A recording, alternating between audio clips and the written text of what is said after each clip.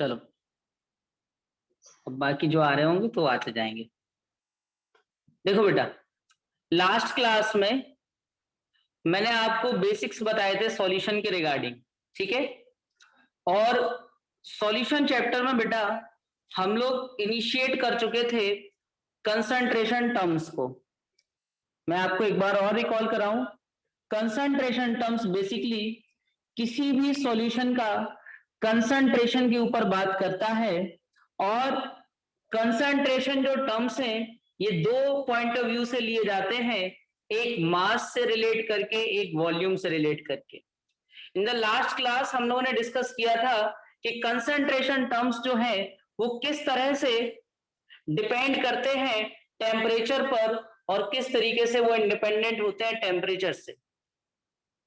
Volume related जितने concentration terms थे, जैसे कि percentage by volume, percentage mass by volume, molarity, normality, ये जो चार टर्म्स थे वॉल्यूम रिलेटेड बेटा, ये चारों टर्म्स हमारे वॉल्यूम रिलेटेड टेम्परेचर डिपेंडेंट थे। Percentage V by V, percentage W by V, molarity and normality,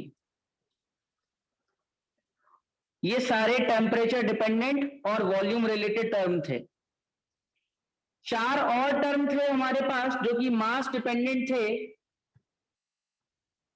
जैसे कि percentage W by W, molarity, molality, mole fraction and parts पर मिलियन।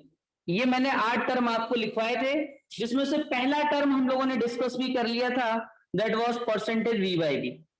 बच्चों, आज मैं मैम से बोल दूंगा कि आपको इस क्लास की रिकॉर्डिंग भी सेंड कर दें ग्रुप पर, और नोट्स भी मैं आपको प्रोवाइड कर दूंगा। तो आप नोट्स के लिए बिल्कुल परेशान मत हो, आपको बिल्कुल अरेंज नोट्स मिल जाएंगे, आप उससे प्रॉपर खुद से लिख करके नोट्स बना लेना। देखो बच्चों, जो सेकेंड टर्म है हमारा, पहला टर्म हम लोगों ने डिस्कस कर लिया था, सेकेंड टर्म हमारा है परसेंटेज मास बाय वॉल्यूम। और मैंने आपसे कहा था कि आप इनमें से कोई भी टर्म की डेफिनेशन याद नहीं करोगे। ये सारे के सारे जो भी हमारे पास टर्म है, चाहे वो परसेंटेज मास बाय वॉल्यूम है या मोलैरिटी है, नॉर्मेलिटी है, सारे टर्म्स के हम लोग ओनली फॉर्मूले याद रखेंगे। इन फॉर्मूले की हेल्प से डेफिनेशन हम लोग खुद से बनाएंगे। देखो बेटा, हमारा जो टर्म है परसेंटेज मास बाय वॉल्यूम, इसका जो फॉर्मूला होता है it is percentage W by V, it is equal to weight of solute or mass of solute in gram divided by volume of solution in milliliter into 100। तो ये हमारे पास बेटा percentage W by V का formula.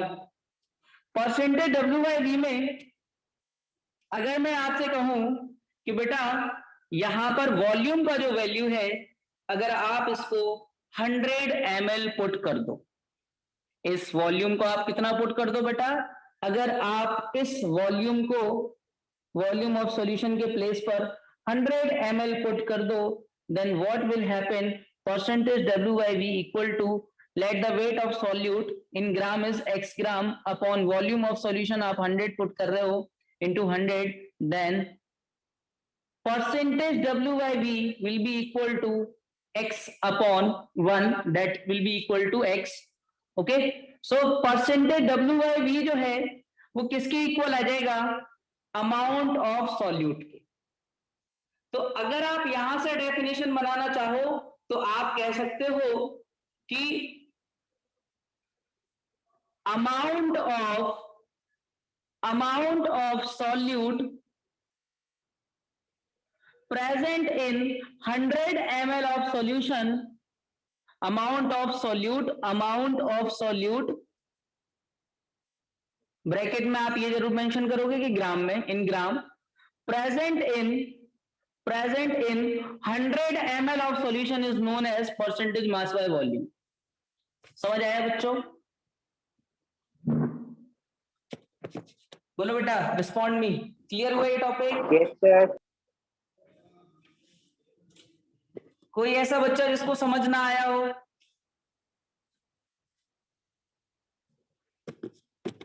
चलिए, तो हम लोग हमारा नेक्स्ट टर्म समझते हैं, दैट इज मोलैरिटी। ध्यान से समझिए। थर्ड टर्म जो है हमारा मोलैरिटी,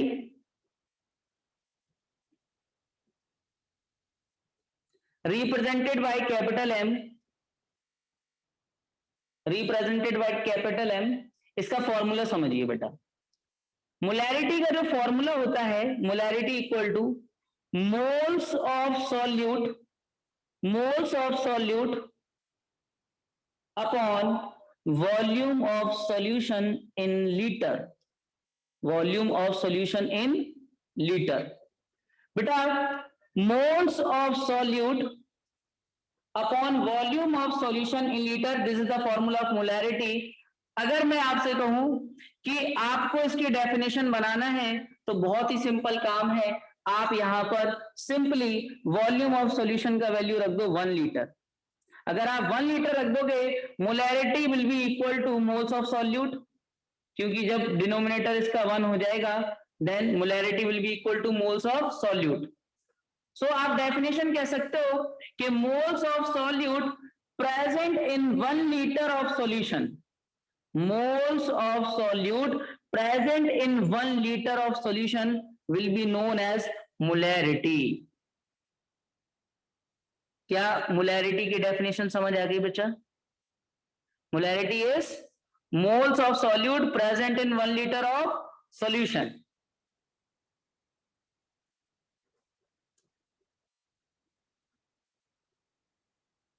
एक और टर्म होता है बेटा हमारे पास volume related, that is normality. Fourth term is normality. ध्यान से समझिए। Normality is represented by capital N. ये थोड़ा सा टिपिकल टॉपिक है, ध्यान से समझिएगा। मैं यहां पर आपको एक पार्ट अभी बता रहा हूं, दूसरा पार्ट इसका इसलिए नहीं बता रहा हूं क्योंकि आपको पहले मैं रेडॉक्स अच्छे से सिखाऊंगा, फिर नॉर्मैलिटी निकालना एक बार और सिखाऊंगा। हाँ, अभी आपसे नॉर्मैलिटी के कुछ क्वेश्चंस हो भी जाएंगे और कुछ नहीं भी होंगे, कहां प्रॉब्लम होगी वो भी मैं आपको क्लियर करता हूं। बेटा, नॉर्मैलिटी का जो फॉर्मूला बनता है, normality equal to, it is equal to number of gram equivalence, number of gram equivalence। Handwriting पर मत जाना, कभी कभी ये पेन ऐसा करने लगता है, वो थोड़ा सही नहीं चलता है, ज्यादा क्लासेस हो जाए तो। Number of gram equivalence upon volume of solution. Definition आप सभी बच्चे खुद ही बना सकते हैं। बच्चों कह सकते हैं कि सर यहां पर अगर वॉल्यूम ऑफ सॉल्यूशन की जगह 1 लीटर पुट कर दिया जाए, then the number of gram equivalence equal to the normality. यहां तो बेटा आपने पहले ये टर्म पढ़ा होगा मोल्स।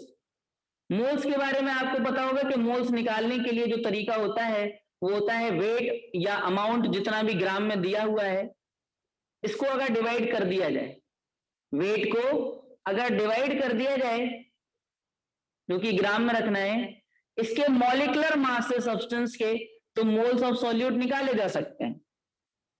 बट ग्राम इक्विवेलेंस, ये नया टर्म आपके सामने आया है। What is the meaning of gram equivalence? बेटा, नंबर ऑफ ग्राम इक्विवेलेंस का जो फॉर्मूला होता है, number of gram equivalence, number of gram equivalence का बेटा फॉर्मूला होता है, it is equal to weight of solute, क्योंकि यहाँ पे सॉल्यूट के लिए ही बात करते हैं हम लोग, upon equivalent weight. Equivalent weight, नया वर्ड फिर से आपके सामने आ गया, that is equivalent weight. Equivalent weight is represented by capital E, and equivalent weight is equal to, equivalent weight is equal to molar mass upon N factor. अब ये N factor क्या आ गया? देखो, इसमें पहले आपने एक फॉर्मूला पढ़ा नॉर्मेलिटी का, जिसमें आपके सामने नया टर्म आया, that is number of gram equivalence. फिर नंबर ऑफ ग्राम इक्विवेलेंस आपने फाइंड करने का एक फॉर्मूला पढ़ा, that is weight in gram upon equivalent weight. फिर इक्विवेलेंट वेट को एक और नया वर्ड आ गया, तो इक्विवेलेंट वेट जो है बेटा वो molar mass upon N factor के इक्वल होता है। अब यहां पर जो आपके सामने एक नया टर्म दिख रहा है बेटा एन फैक्टर, इसको निकालने के अलग अलग मेथड हो सकते हैं। अभी आपको बिल्कुल सिंटैक्स रिएक्शन नहीं बता रहा हूं एन फैक्टर निकालने का, क्योंकि समटाइम्स आपके ऐसे भी क्वेश्चन आएंगे जिसमें एसिडिक और बेसिक मीडियम में सब्सटेंस पड़ा होगा, तब एन फैक्टर आपका चेंज हो सकता है। देखो एन फैक्टर की अगर बात की जाए तो N factor is basically number of positive और नेगेटिव, इनमें से कोई एक, और नेगेटिव इन कंपाउंड। जैसे फॉर एग्जांपल मैं आपसे कहूं कि आपके पास बेटा NaOH सब्सटेंस है, sodium hydroxide. It is breaking into two parts, that is sodium plus ion and hydroxide ion. ये सोडियम प्लस आयन और हाइड्रोक्साइड आयन में ब्रेक हुआ। तो बच्चों मैं अगर आपसे पूछूं कि यहां पर कितने प्लस दिखाई दे रहे हैं, आपका आंसर होगा 1। तो इसका एन फैक्टर का वैल्यू कितना हो चुका है, 1 हो चुका है। जैसे मैं कहूं H2SO4, H2SO4 कैसे ब्रेक होता है, 2H plus SO4 minus minus. तो इसका एन फैक्टर अगर मैं आपसे पूछूंगा तो कितने प्लस दिखाई दे रहे हैं, 2 1 जा 2, 2 1 जा 2, तो ये आपके पास कितना आ गया इसका एन फैक्टर का वैल्यू 2। तो जब आप एन फैक्टर निकाल लोगे तो आप इक्विवेलेंट वेट निकाल सकते हो उस सब्सटेंस के मोलर मास में एन फैक्टर से डिवाइड करके। फॉर एग्जाम्पल जैसे मैं आपसे कहूं कि सल्फ्यूरिक एसिड का एन फैक्टर कितना होगा, तो सल्फ्यूरिक एसिड का मॉलिक्यूलर मास आपको पता होना चाहिए, दैट इज 98। अगर आप इसको 2 से डिवाइड कर दोगे तो 49 will be equivalent weight of sulphuric acid. Sulphuric acid का आप मॉलिक्यूलर मास निकालना जानते हो, 2 हाइड्रोजन है, 1 सल्फर है, 4 ऑक्सीजन है, और इन सभी को जब आप इनके एटॉमिक मास पुट करोगे, हाइड्रोजन का 1, सल्फर का 32, ऑक्सीजन का 16, तो इट विल बी 98। ये आपके पास 98 आ जाएगा। जब आप इसको डिवाइड कर दोगे एन फैक्टर से तो आपको इक्विवेलेंट वेट निकल आएगा। जब इक्विवेलेंट वेट आ जाएगा तो आप number of gram equivalence solute के कैसे निकालोगे, weight of the solute upon equivalent weight of the solute. Equivalent weight आप यहां से निकाल चुके होगे तो नंबर ऑफ ग्राम इक्विवेलेंस निकालोगे, और जब आपके पास नंबर ऑफ ग्राम इक्विवेलेंस आ जाएंगे तब नॉर्मेलिटी निकलेगी। अगर मैं जनरल फॉर्मूला आपसे कहूं कि डायरेक्टली नॉर्मेलिटी का आप ये फॉर्मूला याद कर लो, नॉर्मेलिटी इक्वल टू, ये सारे अगर आप डायरेक्टली वैल्यू पुट कर दोगे तो इसको आप कह सकते हो wait of solute upon equivalent weight into volume of solution. याद रखना ये जो वॉल्यूम है बेटा वो लीटर में है, इन लीटर चल रहा है। अगर आप इसको मिलीलीटर में रखना चाहो तो आपका नॉर्मेलिटी का जो फॉर्मूला बनेगा बेटा, नॉर्मेलिटी का फॉर्मूला बनेगा E इंटू वी। अगर ये मिलीलीटर में है तो 1000 से आपको यहां पर मल्टीप्लीकेशन करना पड़ेगा, तो आप डायरेक्टली ये फॉर्मूला यूज कर सकते हो। यहां पर कैपिटल E क्या है, यहां पर कैपिटल E है इक्विवेलेंट वेट। ये इक्विवेलेंट वेट निकालने का अभी आपने एक सिंपल सा तरीका सीखा, पूरी तरीके से अभी आप इक्विवेलेंट वेट निकालना नहीं सीखे हो। टाइट्रेशन वगैरह बहुत सारी चीजें होंगी अभी बीच में, इक्विवेलेंट वेट निकालना मैं सिखाऊंगा जब मैं आपको पुराना रिवाइज कराऊंगा 11th का रेडॉक्स वगैरह, केमिकल बॉन्डिंग के कुछ कॉन्सेप्ट सिखाऊंगा, तब मैं फिर बता पाऊंगा। तो बेटा इन फॉर्मूले के हेल्प से आप नॉर्मेलिटी निकाल सकते हो। ये फॉर्मूले बने कैसे हैं, हम लोगों ने कुछ नहीं किया, नंबर ऑफ ग्राम इक्विवेलेंट की जगह बस ये उठा करके इसमें रख दिया तो हमारे पास फॉर्मूले दोनों बन गए। तो ये थे बेटा कुछ volume related term, 4 volume related term आपने पढ़ लिए। Percentage V/V that is volume of solute upon volume of solution into 100, percentage W by V, that is weight of solute upon volume of solution into 100. Molarity is moles of solute present in 1 liter of solution. And normality अगर देखी जाए, normality is number of gram equivalence of solute present in 1 liter of solution. What is number of gram equivalence? It is the ratio of weight of solute to the equivalent weight. What is equivalent weight? It is defined as the molecular mass, ratio of molecular mass to its n factor. n factor निकालने का अभी आपने एक simple सा method सीखा. क्या सीखा? कि नंबर ऑफ पॉजिटिव आयंस और नेगेटिव आयंस, जितने नंबर ऑफ पॉजिटिव आयंस या नेगेटिव आयंस होंगे उसके बेसिस पर आप कहोगे that is n factor. So these are some terms which are volume related. अब मैं आपको बता रहा हूं मास रिलेटेड टर्म्स के बारे में. ध्यान से समझिएगा बेटा.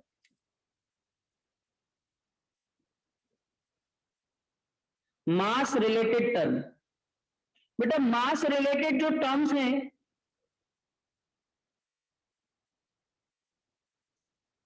पहला टर्म है हमारे पास percentage weight by weight. percentage weight by weight,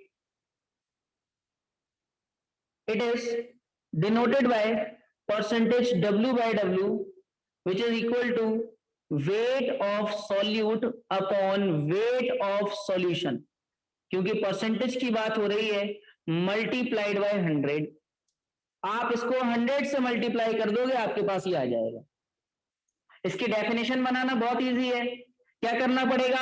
wait of solution. अब ध्यान रखना कि दोनों को आपको एक ही सिंगल यूनिट में मान के चलेंगे. जैसे इसको ग्राम में रख रहे हैं तो इसको भी ग्राम में. अगर दोनों को किलोग्राम में रखना होगा तो किलोग्राम में ऊपर भी नीचे भी. तो अगर मैं वेट ऑफ सॉल्यूशन 100 ग्राम मान लूं तो ये आपके पास वेट ऑफ सॉल्यूट जो है ये अपॉन 100 आ जाएगा, और यहां पर 100 से 100 कैंसिल हो जाएगा. तो आप कह सकते हो कि percentage W by W is defined by the amount of solute in gram which is present in 100 gram of solution. Amount of solute in gram present in 100 gram of solution is known as percentage weight by weight. क्या बच्चों समझ आ गया?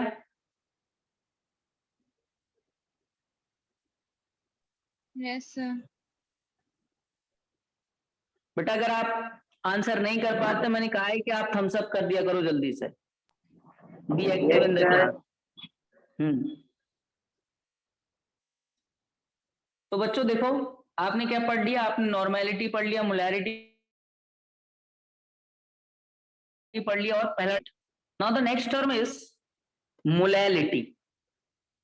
ध्यान रखना, यहां जो मैं कहने जा रहा हूं मोलैलिटी के बारे में, ये फॉर्मूला आगे भी मैं आपसे पूछूंगा. कैसे पूछूंगा ध्यान से समझना. Molality is defined as moles of solute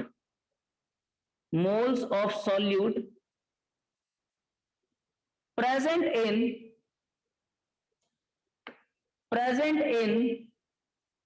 1 kg of solvent. अभी तक जितने भी आप टर्म्स देख रहे थे, सारे टर्म्स में अपॉन में बेटा सॉल्यूशन का वेट या मास लिया जा रहा था. यहां पर क्या हो रहा है? यहां पर सॉल्वेंट का वेट लिया गया, यानी कि कितने मोल्स ऑफ सॉल्यूट किसी सॉल्वेंट के अंदर, 1 kg सॉल्वेंट के अंदर हो सकते हैं. That quantity is known as molality. Molality is a single terms which derive the relation between particles of solute and weight of solvent. ये एक ऐसा सिंगल हमारे पास कंसंट्रेशन टर्म है. मैं जब आपसे एक क्वेश्चन पूछूंगा आगे किसी क्लास में कि बेटा कौन सा ऐसा टर्म है जो सॉल्यूट और सॉल्वेंट के बीच में रिलेशन बताता है, तो आपको याद रखना है that is molality. Molality is moles of solute per weight of solvent in kg. Moles of solute निकालने का तरीका आपको पता है, जितना उसका वेट दिया हुआ हो क्वेश्चन में उसको मॉलिक्यूलर मास से डिवाइड कर दो, that will be mole. Definition बनाने के लिए आप वेट ऑफ सॉल्वेंट को 1 kg पुट कर दोगे तो आप कह सकते हो कि moles of solute present in 1 kg of solvent is molality. एक और टर्म समझ लेते हैं, that is mole fraction. Mole fraction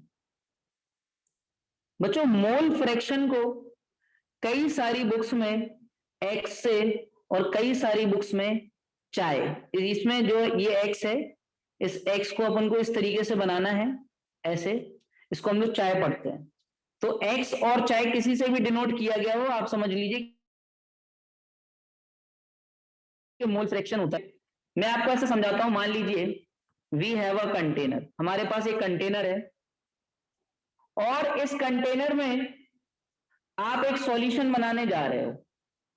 इस कंटेनर में आप एक सॉल्यूशन बनाने जा रहे हो। मान लीजिए आपके पास दो सब्सटेंस है, एक ए है, दूसरा सब्सटेंस बेटा बी है।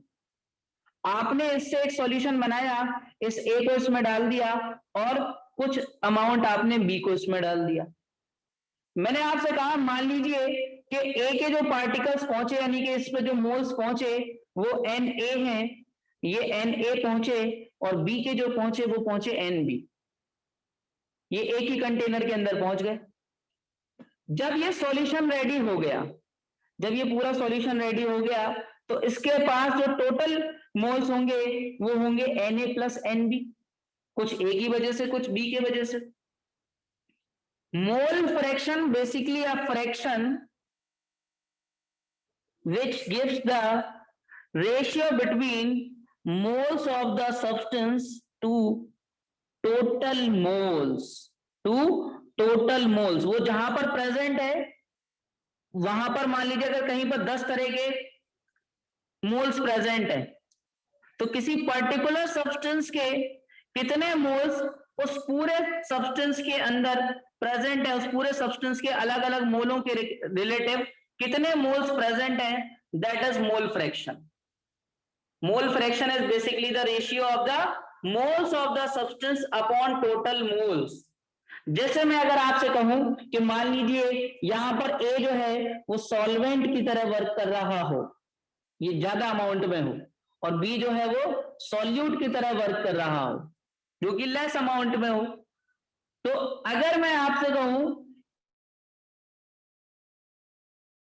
कि मोल, ये जो पीछे कंटेनर भरा पड़ा है जिसमें आपने दो पार्टिकल्स ए और बी मिला दिए, तो बेटा मोल फ्रैक्शन ए का होगा moles of the substance upon total moles of the solution.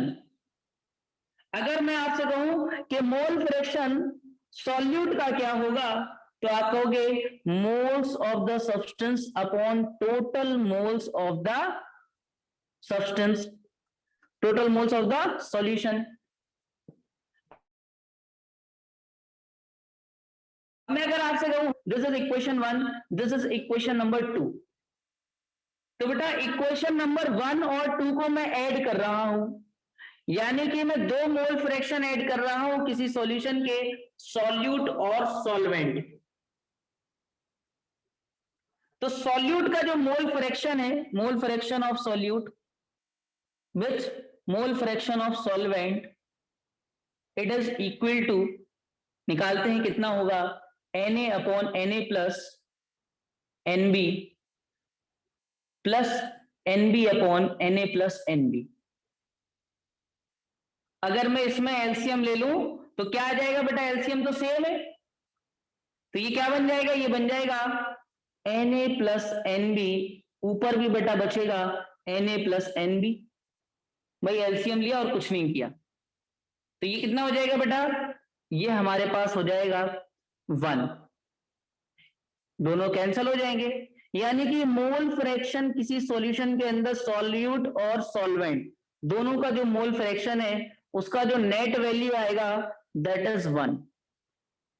अगर एक से ज्यादा भी सॉल्यूट पड़े होंगे, सभी को अगर आप ऐड करोगे, सभी के मोल फ्रैक्शन जितने भी सॉल्यूशन के अंदर कंपोनेंट पड़े हैं, तो सबका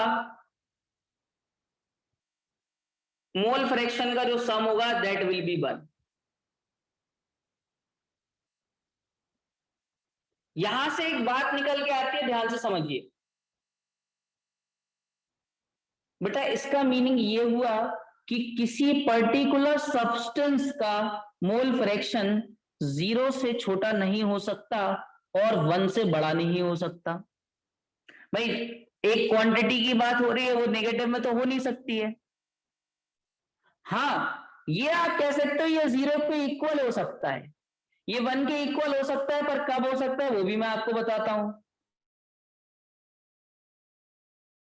अब आप कहोगे सर मोल फ्रैक्शन जब मिलाए जाते हैं तब वो 1 होता है। तो बेटा एक बात याद रखना कि अगर कहीं पर ये टर्म आपको मिल जाए कि मोल फ्रैक्शन किसी सब्सटेंस का 0 है, तो आप समझ जाना कि वो सब्सटेंस वहां पर नहीं है, वो सब्सटेंस वहां पर प्रेजेंट ही नहीं है, जिस वजह से उसका मोल फ्रैक्शन 0 आ रहा है। भाई 0 कब आ सकता है किसी का मोल फ्रैक्शन? देखो मोल फ्रैक्शन का फॉर्मूला ये है, moles of the substance upon total moles. और 0 का मतलब क्या है कि ये क्वांटिटी कितनी हो जाए 0, तभी तो मोल फ्रैक्शन 0 आएगा। ये 0 कब आ सकता? जब मोल सब्सटेंस के 0 के इक्वल हो जाए, यानी मोल्स कब 0 हो सकते? जब वो सब्सटेंस हो ही ना। दूसरा ये केस हो सकता है कि मोल फ्रैक्शन का वैल्यू कहीं पर 1 दे दे, तो आप समझ जाना कि वो सब्सटेंस, ओनली वो सब्सटेंस वहां पर प्रेजेंट है, ओनली वो सब्सटेंस वहां पर प्रेजेंट है। मतलब मोल्स ऑफ द सब्सटेंस जब मोल्स टोटल के इक्वल होगा, और वो तभी हो सकता है जब केवल एक ही तरह के पार्टिकल वहां पड़े हो। ये क्वांटिटी न्यूमरेटर और डिनोमिनेटर तभी इक्वल हो सकते हैं कि टोटल और सब्सटेंस का एक ही तब हो सकता है जब ओनली सिंगल सब्सटेंस वहां पर भरा पड़ा हो। तो फिर से समझ लो बेटा, मोल फ्रैक्शन थोड़ा सा बड़ा टॉपिक हो गया। मोल फ्रैक्शन क्या है कि जैसे मैंने आपको एक एग्जांपल से समझाया कि कंटेनर के अंदर आप सॉल्यूट सॉल्वेंट ऐड कर रहे हो, तो मोल फ्रैक्शन जो बेसिकली है क्या है कि मोल्स का ratio, moles of the substance upon total moles. फिर मैंने ये पूरा एक एग्जांपल लिया कि सॉल्वेंट और सॉल्यूट के पर्टिकुलर के मोल फ्रैक्शन निकाले। जब मोल फ्रैक्शन आपने सॉल्यूट का निकाला तो उसके मोल्स ऊपर रख दिए, मोल फ्रैक्शन जब आपने सॉल्वेंट का निकाला तो उसके मोल्स आपने ऊपर रख दिए, और अपॉन में टोटल मोल्स आप ले गए। फिर दोनों का आपने एक बार सम करके देखा कि किसी पर्टिकुलर सॉल्यूशन के अंदर जो कंपोनेंट होते हैं उनके मोल फ्रैक्शन का अगर सम किया जाए तो टोटल हमें मिला 1, यानी कि मोल फ्रैक्शन का वैल्यू 1 से ज्यादा तो हो ही नहीं सकता, क्योंकि टोटल जब मिलाकर के 1 हो रहा है तो अकेले का तो कभी 1 हो ही नहीं सकता। 1 के इक्वल तभी हो सकता है जब वो अकेला उस कंटेनर के अंदर भरा पड़ा हो। 0 कब हो सकता है? जब वो वहां पर प्रेजेंट ही ना हो। तो ये बात हमारी किसकी हो गई? मोल फ्रैक्शन की। और हम लोग last term that is parts पर मिलियन, इसको और डिस्कस कर लेते हैं बेटा। पीपीएम, पार्ट्स पर मिलियन।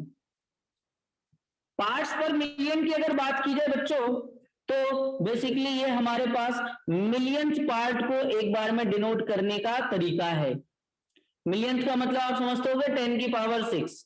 जैसा कि परसेंटेज में आप 100 ले रहे थे, तो यहाँ पर पार्ट्स पर मिलियन के लिए आप कॉन्सेप्ट लगाओगे अमाउंट ऑफ कंपोनेंट, जिस कंपोनेंट की बात हो रही होगी। अब अमाउंट का मतलब चाहे वो आपको वॉल्यूम दे दे या फिर आपको मास दे दे, अपॉन अमाउंट ऑफ पूरे सॉल्यूशन के अंदर, पूरा सॉल्यूशन का जो भी अमाउंट है, इनटू में बट यहाँ पर आपको बेटा 10 की पावर 6 लेना पड़ेगा, क्योंकि आप मिलियंथ पार्ट की बात कर रहे हो।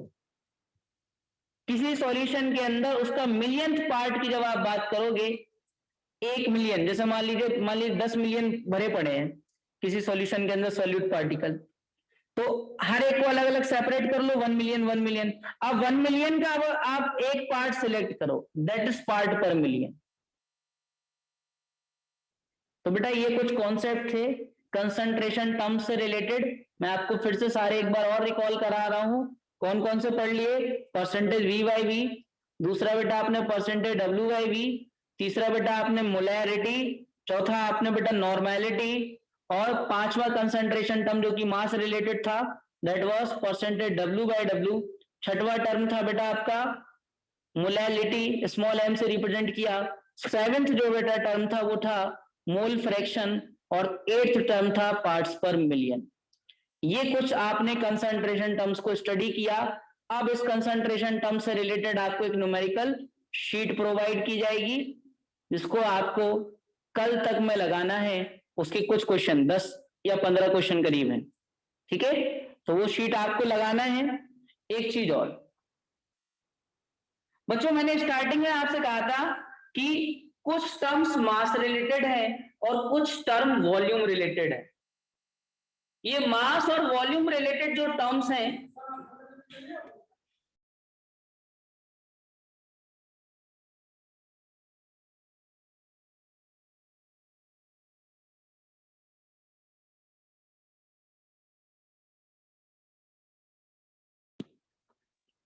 देखो, तो बेटा कुछ आपके पास मास रिलेटेड टर्म्स थे, कुछ वॉल्यूम रिलेटेड टर्म्स थे। इन दोनों को रिलेट करने के लिए we have a formula that is density. Density क्या है? Density is basically ratio of mass to the volume. तो मास और वॉल्यूम के बीच में अगर हमें रिलेशन फाइंड करना होगा, यानी कि इन टर्म्स के बीच में और इन टर्म्स के बीच में अगर रिलेशन फाइंड करना है तो हम लोग डेंसिटी का यूज करेंगे।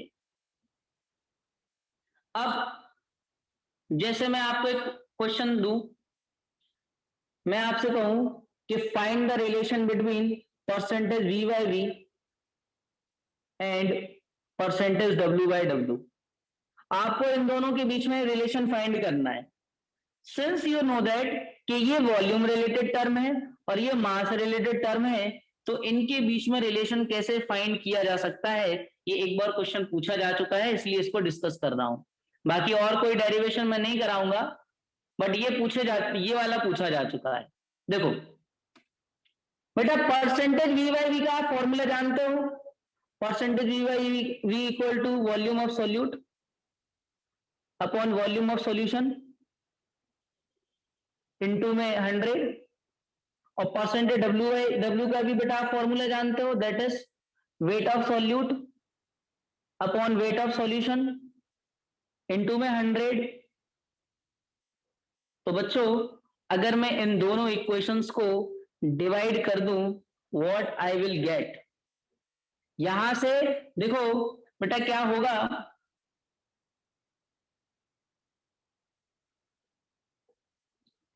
ये term percentage W by V कर दो बस।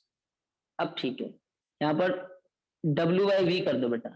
अब ठीक है, ये वेट ऑफ सॉल्यूट जो है इससे ये कैंसल हो जाएगा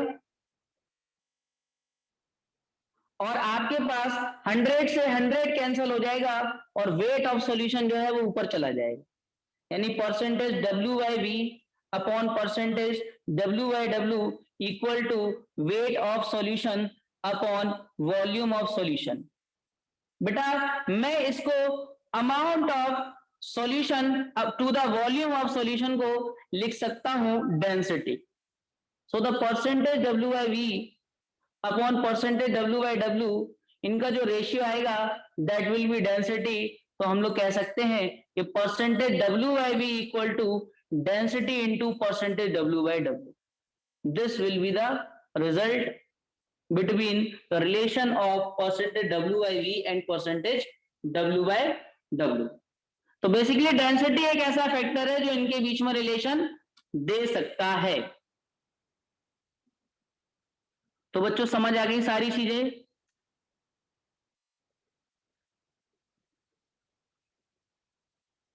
बोलो बेटा डाउट है, आज की क्लास ज्यादा हाई हो गई? कुणाल को क्लियर हो गया, ओके। हर्ष को भी फिर से बता दूं? अब तो क्लास एंड होने वाली है सर। हाँ, नॉर्मैलिटी रीजॉइन नहीं कर रहे हैं तो नहीं रीजॉइन नहीं नहीं अभी कराओगे रिज्वाइन नहीं करेंगे, नहीं बस इतना ही रखेंगे हम क्लास अभी फर्स्ट वीक में।